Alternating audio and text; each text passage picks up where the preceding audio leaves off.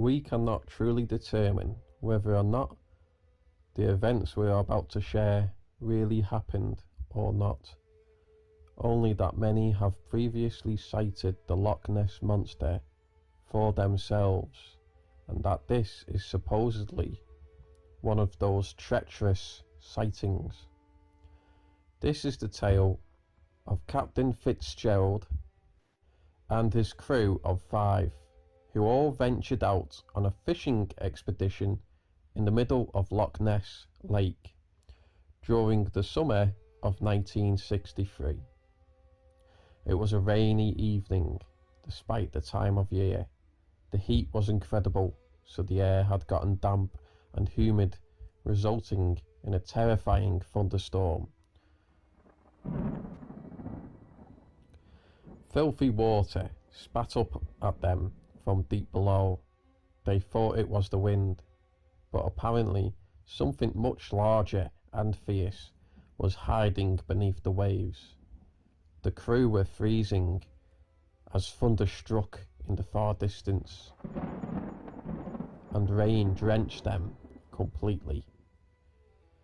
It was young Jonathan Crane who first witnessed the terrifying beast.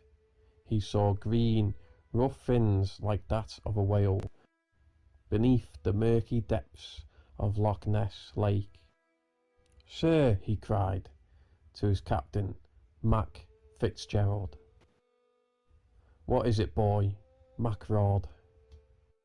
For Jonathan was quite incompetent and constantly needed help. "Can't you see we're fighting a storm here?" Mac yelled. "Yes, sir, but there is a monster, you see, beneath the water." "Cut it out, boy," Mac smacked Jonathan across the face, knocking him out of the way. "This is no time for jokes." "It is not a joke," whined Jonathan, as he ran off to help his other crewmates. It wasn't long until the young lad's tale rang true, as several green tentacles shot from under the water and danced threateningly in the cold air.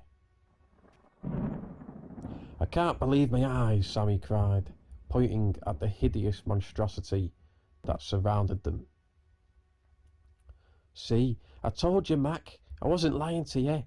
There really is a horrifying sea beast," Jonathan yelled, yet the captain just stood there, speechless and petrified, as one of these tentacles darted for him instantly.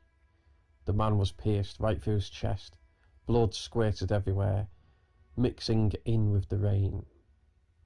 "Jesus Christ!" Alec yelled, cowering in fear. "Our captain is dead!" screamed Sammy. "We've got to fight back," Jonathan ordered, grabbing several hooks and spears. The crew on board were soon to come face to face with the giant Loch Ness monster itself. Survivors of this tale described the beast to be as hideous as sin. It was an all-green reptile creature with the face of a dragon and fangs that could cut steel. Its eyes were lit with hunger and wrath, glinting an eerie yellow. Bones protruded from its skin, sticking out in sharp points.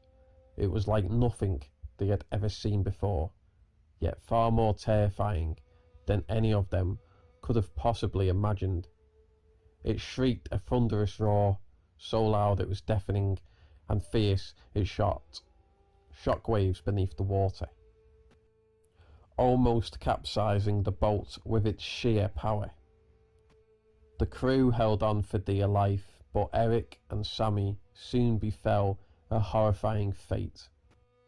Eric's head was bitten off by the Loch Ness monster. Blood splattered everywhere as his once handsome face became an utter mess of gory mush.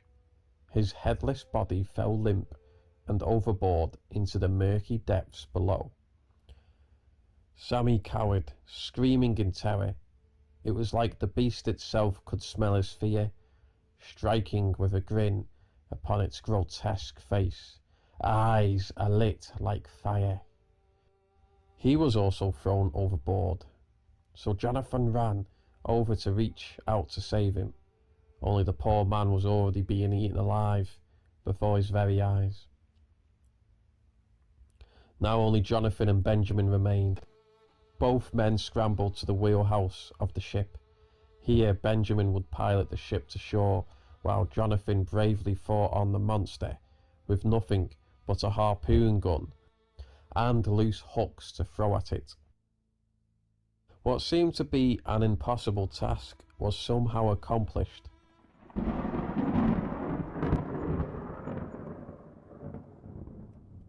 As the Loch Ness monster eventually eased up and allowed the two fishermen to escape. The two survivors couldn't tell you why it fled. Perhaps it did not wish to reveal itself to the public, somehow knowing it would not last long if the whole world knew of its existence. Maybe it already had enough humans to feast on, so chasing two more seemed pointless.